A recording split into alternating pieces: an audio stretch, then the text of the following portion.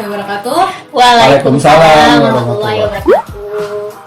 Kenapa Bapak Datul? Nah gitu, silakan. Ya, jadi hari ini kita berkumpul akan membuat podcast mini gitu.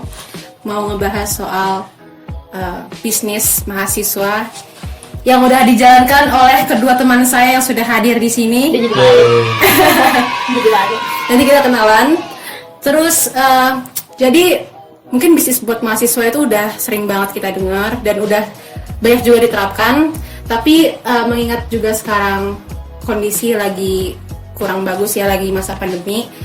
Jadi mungkin bisa aja kondisi ini mempengaruhi keberadaan bisnis mahasiswa ini. Kita kenalin. Iya, nah pokoknya nanti kita kenalan. Formal bahasanya. Non formal aja, santai aja, santai. Dia ngomong formal banget tuh. Ya kita ini baru pembukaan ya. Intro. Aku dulu. Ya udah boleh. Dari Alma silakan. Halo teman-teman, nama aku Alma. Di sini aku pegang gimana ya bahasanya, co-founder dari CV ya. Mau bikin CV? Apa sih dia CV itu apa? Emang udah bikin? Demi apa? Berbadan hukum? Iya. Menarik. CV dia. Jadi aku udah punya. Jadi aku sekarang ngejalanin CV punya keluarga dengan nama Yan Snack gitu, dengan produk Remin alias rengginang mini gitu. Singkatan Remin, udah kayak Ridwan Remin. Kan? Itu ada Remin gak sih? Iya tahu. Iya, jadi gitulah ceritanya. Masih mini bisnisnya, tapi ya alhamdulillah. Oke, udah cukup mungkin atau mau Cukup. Halo Alma. promosi bentar? Hai juga Datul. Oke, sekarang berpindah ke saudara Datul. Ya, halo makasih Mira. Ya, kenalin teman-teman semua. Nama gua ya. Ya, Nama santai. gua Datul. Gua mahasiswa juga. Gua sekarang ambil apa ya? Gue jadi co-owner di salah satu kedai kopi di Ciputat. Tapi ya gue gak terjun langsung, tapi gue ada teman kita yang jalanin gitulah pokoknya. Jadi buat spesifiknya apa gitu? Oh ya, namanya Lokasi Kopi. Ya, Lokasi Kopi ini seperti namanya ya kopi gitu kan, dia ngajakin kopi. Tapi ada juga yang kayak pakai flavoring gitu, yang nggak suka kopi kayak coklat gitu juga ada. Gitu. Berarti antara Alma sama Datul masih aktif kan ya buat berjualan gitu? Iya. Sekarang ini. Iya. Meskipun kondisinya juga lagi nggak begitu baik. Iya, walaupun masa pandemi ini kita ada strategi khusus gitu sih, untuk masalah pemasarannya gitu kan. Kita juga Betul. nggak bisa stuck gitu aja kan, walaupun masa pandemi ini ya lumayan menghalangi finansial juga. Kalau gitu, Suara lu kok kayak om ya? Hah? Suara gue kok kayak om ya? Ya udah. Lanjut. santai aja udah. Terus, gue mau tahu dong, kira-kira apa aja nih pengaruh yang kalian dapetin di bisnis kalian selama masa pandemi ini? Entah itu negatif atau positif. Mungkin dari Alma bisa. Dari aku dulu. Ya boleh. Untuk negatifnya ya jelas selamanya finansial ya, kayak pendapatannya agak menurun gitu sekian persen, karena kita distribusinya nggak bisa banyak-banyak gitu karena pegawai juga kan terhalang ya. Jadi karena kita produksinya makanan ringan juga agak tricky juga pas di masa produksinya gitu kan. Terus itu bagian negatifnya. Nah bagian positifnya ini kita jadi beralih pemasaran bukan ke offline lagi gitu, jadi ke online gitu kan. Jadi orang-orang yang tadinya belinya offline jadi beralih ke online gitu, dan kita juga jadi lebih mudah gitu, jadi nggak kemana-mana juga gitu kan, jadi lebih efisien lah gitu. Gimana kalau lokasi itu? Kekurangan dulu ya?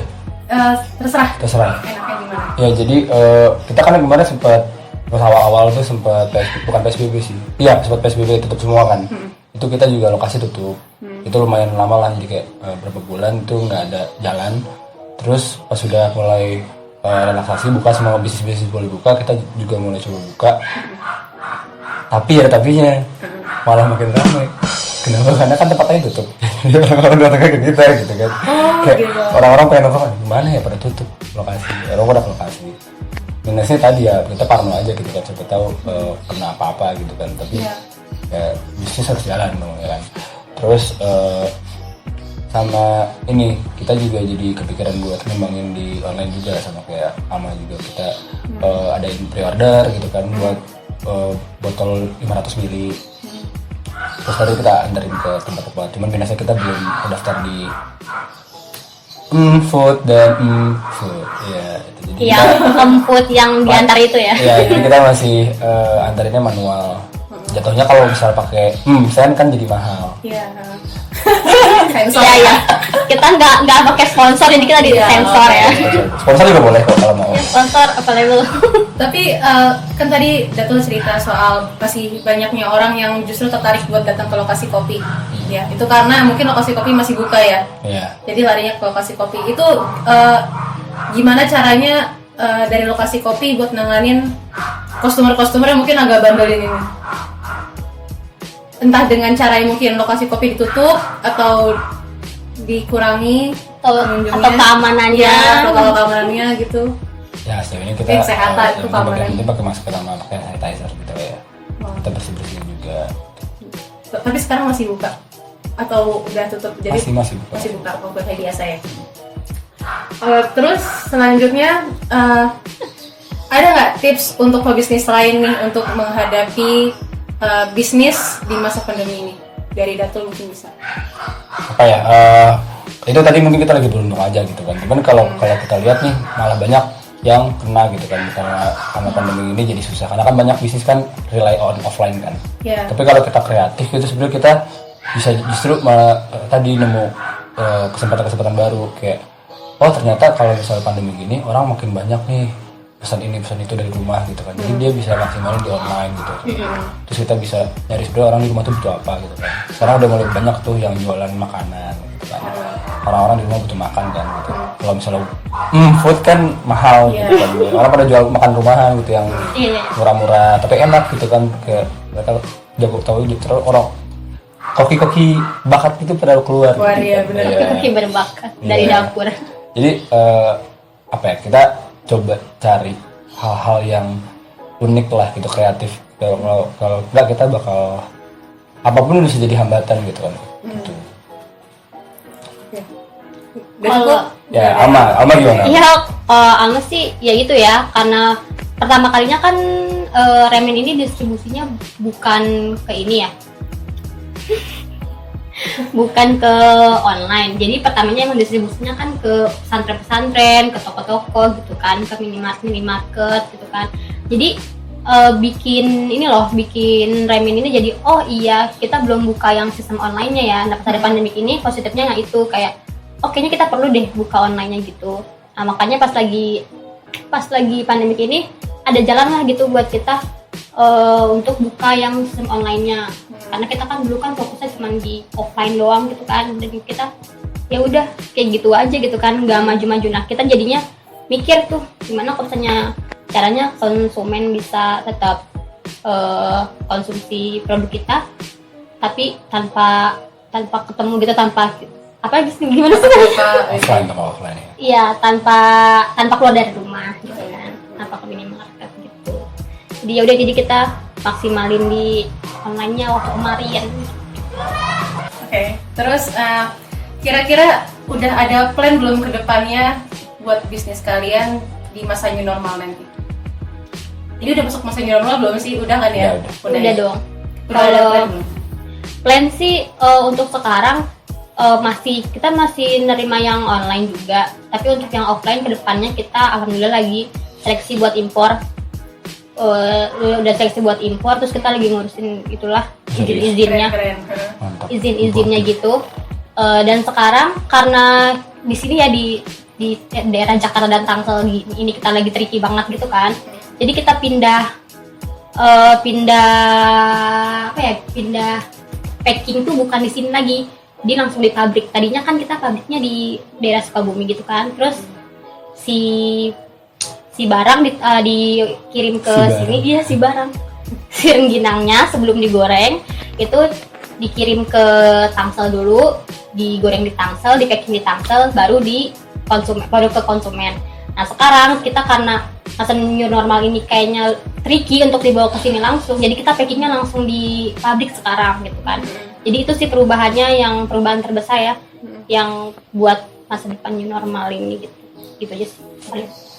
Udah tuh bisa. Kalau gua ini sih kita lagi ngejar tadi yang food non food gitu ya. Itu karena tadi kan nge-reduce cost juga buat customernya, jadi nggak bayar yang mahal. Karena banyak yang mereka pengen beli nih tapi ternyata kejauhan, kayak dia dari Jakarta Selatan gitu atau dari Jakarta Timur. Kalau misalnya pakai food dan food kan jadi lebih murah kan. Ya. Kalau diantar kita juga kan. Kalau kita nganterin tato kan kalau jauh-jauh kan tepar juga gitu. Iya. Itu satu. Terus kita juga lagi coba. Kemarin kita habis beli sealer karena selama ini kita kan nggak pakai sealer, pakai tutup. Iya. Jadi kalau mau kirim-kirim ntar bisa. Ntar kita nanti orang bisa pesan kapan-kapan aja di food kan. Jadi biar nggak usah pre-order lagi. Jadi pakai gelas gitu. Kayak mesen ke janji hati gitu. Ya, kayak gitu kan pakai sealer gitu kan, pakai sealer ke cupnya, jadi biar nggak tumpah-tumpah gitu. Itu baru beli. Terus apa lagi ya, itu sih sama kita kan sebenarnya tempatnya terpencil ya, jadi kita masih mencoba buat sebenarnya itu jalan kecil tapi rame gitu, jadi orang tuh mungkin tapi nggak kelihatan banget kalau rame atau ada kedai di situ karena pagarnya itu apa sih, itu ada kayak penutupnya yang warnanya tuh gelap, jadi kalau misalnya nggak nengok ke dalam gitu nggak kelihatan. Jadi kita pengen coba atur gimana biar orang lewat tuh bisa langsung kelihatan, oh ini ada kedai di sini gitu. Itu sih paling. Udah ya? Enggak. Oke, terus ini terakhir sih. Terakhirnya cuma kalian bisa promosi bisnis kalian. Atau Promosi denger ya bisa promosiin. Sudah ya, buat teman-teman yang mungkin kangen sama kampung halamannya, apalagi yang apalagi yang di daerah Sunda-Sunda kan jarang banget tuh, apalagi makanan-makanan kampung-kampung itulah. Boleh, kita ada produk namanya Remin, rengginang mini, yang bisa memenuhi rasa kangen kalian sama kampung kalian gitu, dengan rasa yang modern sekarang dengan berbagai rasa. Ada balado, ada keju, ada sambal hijau, dan lain-lain. Sambal hijau aja. Enak tau sambal hijaunya. Menarik. Dan lain-lain. Gue butuh promosi. Kalau bukan orang Sunda gimana Kak? Kalau bukan orang Sunda bisa cobain masakan Sunda, cemilan Sunda. Oh iya, gitu. bener juga. Gimana sih? Enak sih, kita udah coba juga. Iya, udah coba kan kalian. Enak. Tadi Instagramnya udah dikasih tau. Oh, Instagramnya gitu ada di @yanyan_snack gitu. Boleh kalau kalian mau beli online. Gitu. Oke. Mantap Yan. Ya kalau teman-teman juga bisa nih, kalau misalnya mau coba kopi tapi bukan kopi-kopi mainstream yang mahal. Kita juga mahal sih sebenarnya. Karena kita punya kualitas dong. Iya. Bukan kopi-kopi yang franchise mahal terkenal di mall gitu. Bisa coba juga nih, kita punya lokasi kopi. Follow aja Instagramnya di @lokasikopi_. Kemarin habis cobain juga tuh sama Joko Anwar. Anjay. Iya, gue lihat tuh story-nya. Enak kata Joko Anwar. Enak. Joko Anwar udah Coba, nyobain coba. lokasi kopi ya? Coba enak. Udah cukup. Oke, kalau gitu sekian buat podcast hari ini. Nanti kita bisa lanjut lagi mungkin kapan-kapan. Iya, makasih juga nih Nira udah diajakin ngobrol-ngobrol. Ya, makasih Nira udah Iya, ada sama-sama. podcast. Terima kasih juga udah membantu saya untuk mengerjakan tugas KKN ini. Oh iya, semangat ya kayaknya, semoga cepat kelar. Semangat ya KKN online-nya, ya ampun. Semoga cepat liburan. Amin ya Allah. Pas mau liburan masuk semester baru. Ya, Cari magang ya. ya. Ya, oke. Untuk hari ini cukup sekian sampai sini. Terima kasih buat yang udah dengerin. Kita ketemu lagi lain waktu. Sampai jumpa. Terima kasih. Wassalamualaikum warahmatullahi wabarakatuh. Waalaikumsalam. Nggak ada chapter 2 nih. Sektor 2. Nggak ada episode 2. Oh, mungkin nanti ada ya. Tapi seru juga lah.